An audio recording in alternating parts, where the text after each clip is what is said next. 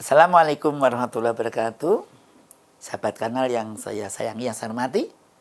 Berjumpa kembali dengan Dr. Probo dan Departemen Ilmu Penyakit Dalam FKKMK UGM.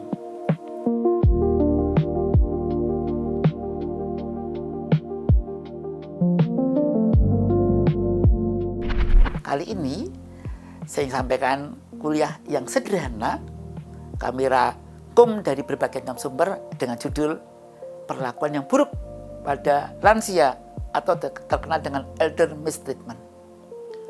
Memang dalam kenyataan tidak sedikit lansia yang mendapatkan perilaku yang buruk dari sekitarnya.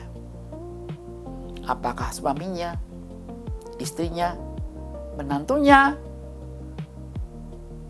cucunya, anaknya, bahkan pembantu rumah tangga, atau orang lain.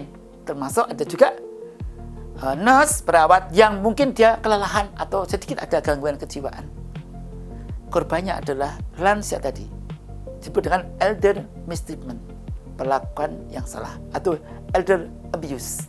Nah, kita sebagai lansia, atau kita yang merawat lansia, perlu mawas diri. Ingat kata-kata utusan Tuhan. Baik-baiklah kamu kepada orang tuamu, misalkan baik kepadamu anak-anakmu. Ini bisa dimodifikasi. Baik-baiklah kamu pada pasienmu, maka akan baik kepadamu kelak yang merawat dirimu. Karena kita mungkin, maaf, sekarang masa bugar, sehat, gagah. Itu sekarang. 5 tahun lagi, 10 tahun lagi, atau 20 tahun lagi. Kadang-kadang orang nggak berdaya nggak usah nunggu puluh tahun lagi. Besok sore kecelakaan, bisa kemudian nggak bisa apa-apa dirawat orang lain. Nah, kalau mendapatkan perlakuan yang buruk gimana? Nah, tapi elder mistreatment ini memang khusus untuk lansia yang mendapat perlakuan buruk. Kita nggak ingin terjadi. Namun perlu tahu, ada perlakuan yang buruk itu, dan perlakuan buruk atau kekerasan atau perilaku yang salah pada lansia itu jenisnya macam-macam.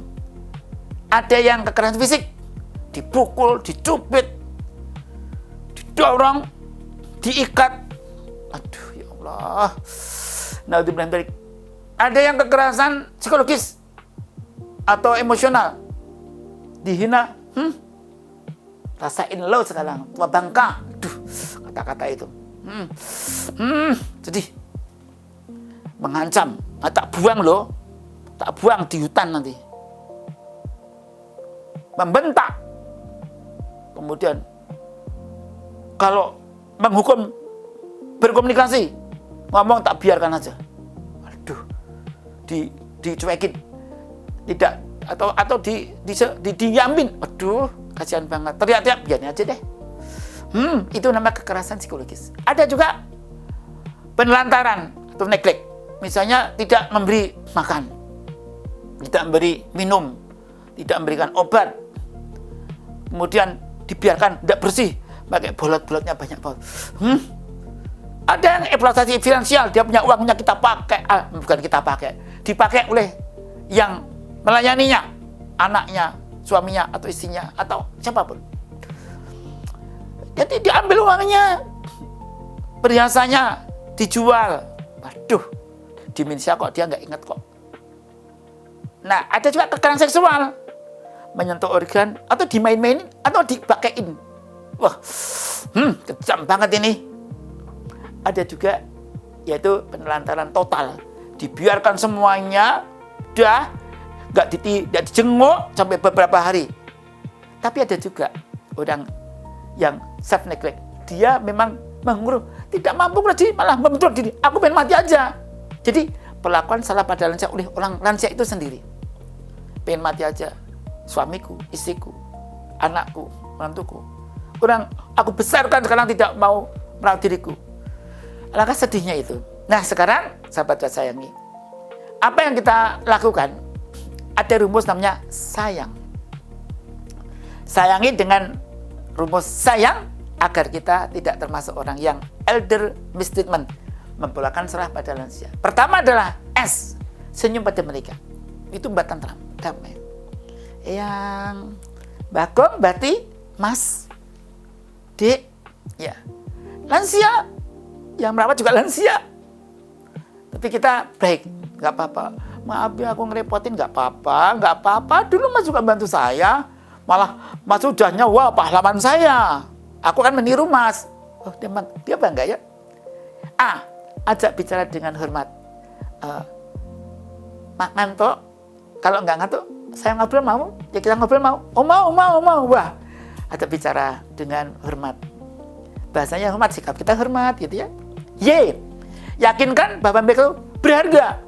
Jadi kita yakin, Eyang, tuh semua anak, tuh misalnya kita punya anak kita ada cucunya ya.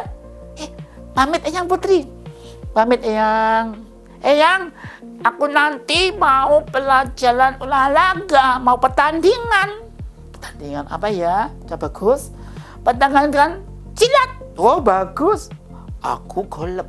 Wah golep-golepan sih. Oh bentek, wah bentek ganggu nih golep. Ya. Minta restu ya pada Uti ya, Akong ya. Nah, mereka berharga. Yang pamit ya, yang mau kerja sebentar yang nanti dijaga oleh adik. Kalau butuh bantuan, haus. Oh, mari yang diambilkan. Gatal, ikut garuk. Sumo, dipasi. Butuh bantuan apa yang? Ada lagi yang? Nah, kemudian nyatakan hormat dan jaga hak dan martabatnya. Jangan ganggu. Yang baru tidur. Nah, menganggap aku jadi orang penting. Dijaga ya. Tidak boleh. Yang harus ada jaga. Wah, aku jaga bareng mereka ya. Dijaga aku, martabatku.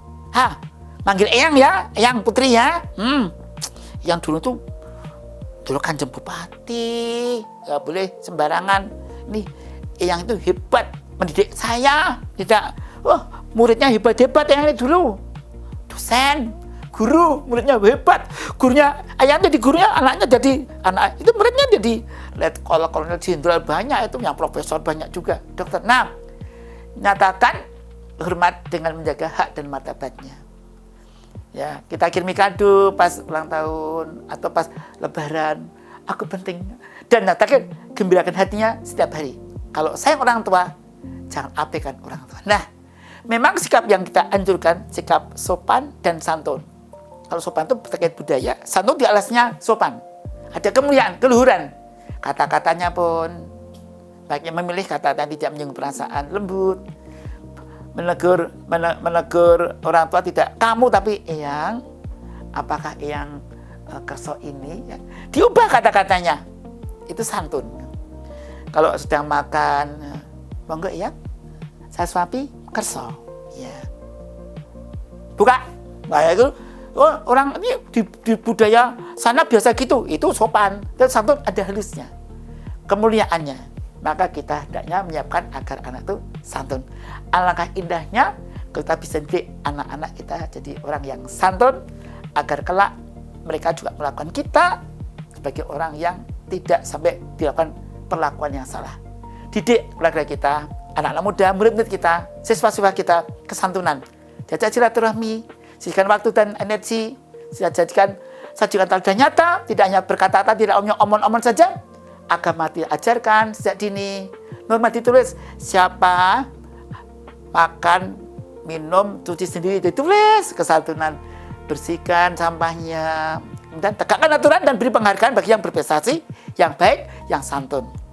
Terima orang dengan apa adanya. Kalau anak itu ada kekurangannya, ya jangan dibanding-bandingkan. Dan memang sebaiknya agar kita punya anak yang santun, training pranikah. Ini rumus agar santun dan rumus santun yang saya tulis tahun 2008 dan usir dan cegah yang merusak moral kita. Anak dibatasi melihat medsos yang mungkin rusak. Dan yang terakhir, jangan lupa nenek kakek dilibatkan.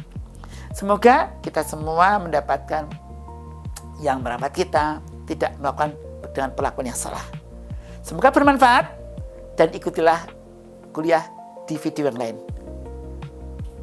Assalamualaikum warahmatullahi wabarakatuh.